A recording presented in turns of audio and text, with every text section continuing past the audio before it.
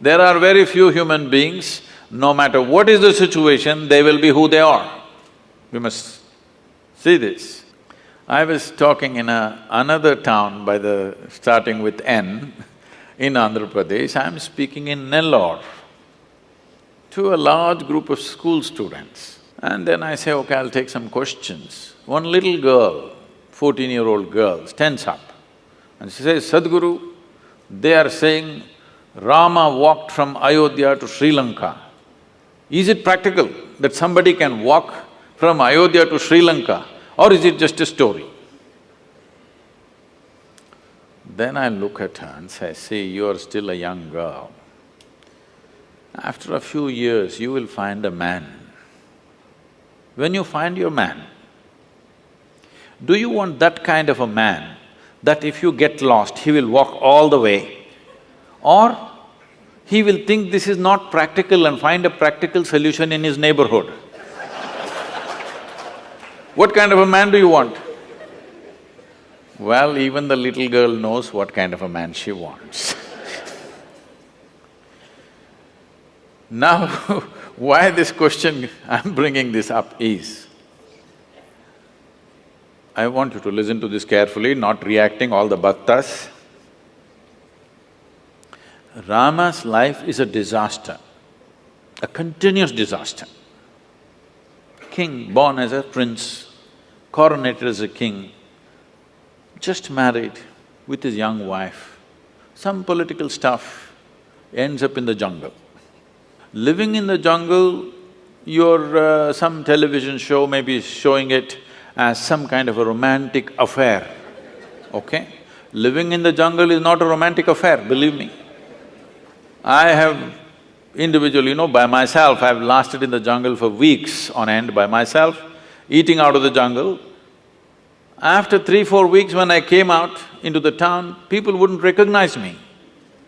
That's how it would be. So with a young wife, she's not a tribal woman, she's a princess. Living with her in the jungle is not a romantic affair. It's a tough life. Knowing that it's very difficult, his brother also follows him to assist both of them because he knows what will he do with this young woman in the jungle. Then as if that was not enough, his wife gets kidnapped, Sri Lanka. And then, because the wife means so much to him, he walks all the way, despondent, not a nice trek, not knowing whether she is alive or dead or what has happened to her.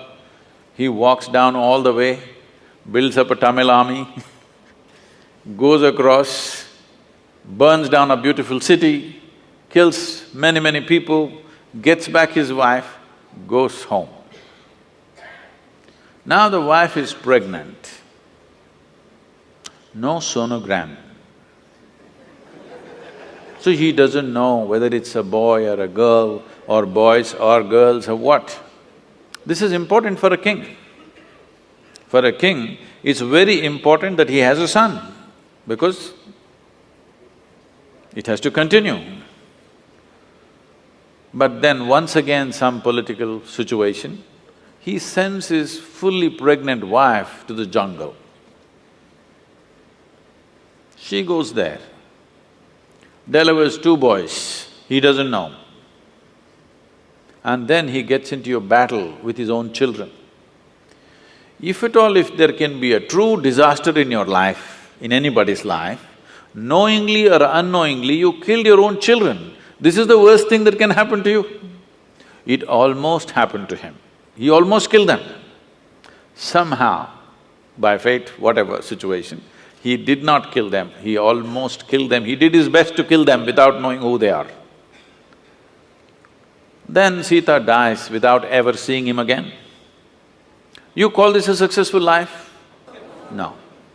But we worship him. Why do you worship a failure like this? Because no matter what disasters happened, the man did not become angry, hateful. He did not lose his balance. He maintained his balance 100%.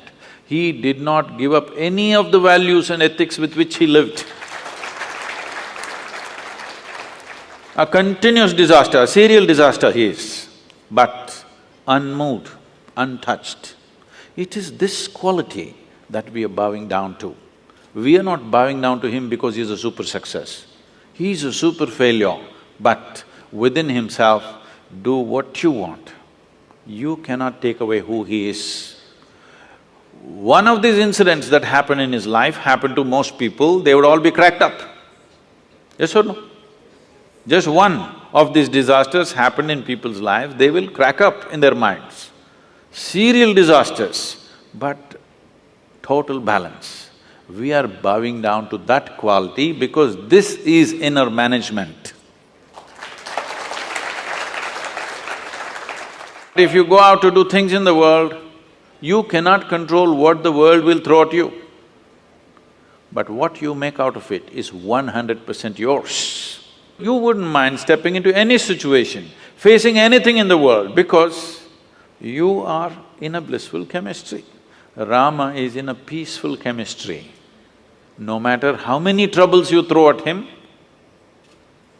similarly, if you have blissful chemistry, no matter how much nonsense somebody throws at you, you're blissful.